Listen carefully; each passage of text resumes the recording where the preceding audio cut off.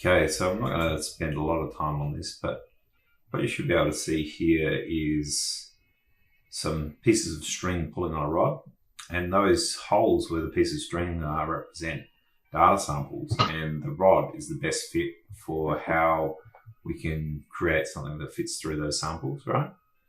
So if we had something like a bag of fruit, and the bag of fruit was 20 cents a piece of fruit plus 10 cents for the bag, we could come up with a cost function, right, which is 20 cents times the number of pieces of fruit plus 10 cents, right? So what this says here. And what you can also have is you can have like a function, right? We can call this function f of x or y, it doesn't really matter. And then we could factorize it out so that it's 20 times x plus 10, where x is the number of pieces of fruit. So that's like a function of x. And then you can say that this is actually a generalized linear function where we've got m being the cost of the piece of fruit and c being the cost of the bag, being mx plus c, which is like a linear function, right? And then what you could do is you could actually try to turn this round the other way. That we'd have a number of data samples so that we say, oh, we've got this bag of fruit cost 50 cents, this bag of fruit costs 70 cents, this bag of fruit costs 90 cents, and the number of pieces of fruit are 2, 3, and 4, right? So what we could do then is say that we've got the input, which is the number of pieces of fruit, and then we've got the output, which is the cost of the bag of fruit. And what we do is we put together a model which says it's the number of pieces of fruit plus the cost of the bag, and we'll actually want to find out how much each piece of fruit costs, which is the value m, and how much the bag costs, which is 10, right, which is c. So this way of solving, we've got two things, and we can actually solve that analytically because we don't actually need to. But when you've got something bigger with more variables, like fitting a 3D plane to 6 points, you can actually learn the parameters, right? So you can sit there and say, what's the best fit by approximating and then changing the angle of the plane until you get the best fit. And we do this with machine learning, and we do it, each attempt is called an epoch, and we get closer and closer until there's pretty close to the final thing.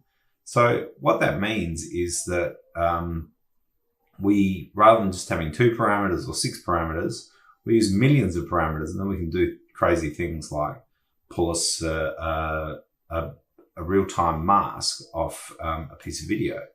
So what I've done is I've created a number of inputs, which will be the numbers of pieces of fruit or a fence with colors on it. And then I've got the desired output, which is a fully rendered fence, right? So I'll jump out of my slides and I'll come into how I produce them. So in Houdini, I've got a render of the input, right, which is like this, and then I've got a render of the lighting, which is the output like that. And I've taken that into Nuke, right? And in Nuke, I've got the image sequence here loaded up with all of the sort of ID colors or whatever. So the posts are yellow and the runners are pink, and then the vertical bits are sort of this lavender color.